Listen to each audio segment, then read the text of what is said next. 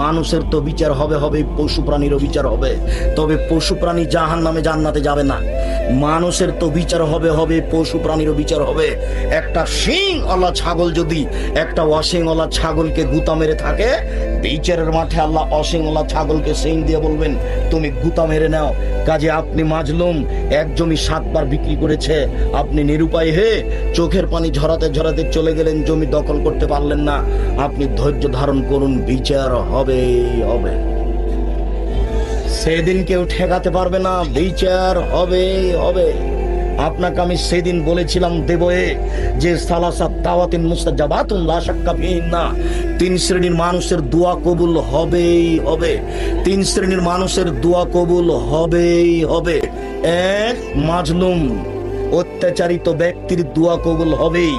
2, দাওয়াতুল ওয়ালিদ আলাল ওয়ালাদে, দাওয়াতুল ওয়ালিদাইনে আলাল ওয়ালাদে, বাপ মায়ের দোয়া ছেলে মেয়ের উপরে, বাপ মায়ের দোয়া ছেলে মেয়ের উপরে। খুব সাবধান, আপনাকে আমি সেদিন অনুরোধ করেছি ভুলেও ছেলে মেয়ের জন্য বদদোয়া করবে।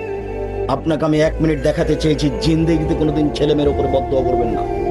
ভুল করেছে, আপনি বাপ তাকে মাফ করেন, তাকেই বলেন বেটা তোমার ভুল হচ্ছে, তুমি আমাকে মূল্যায়ন করো। এই কথা আপনাকে আমি আন্তরিকভাবে অনুরোধ জানাচ্ছি।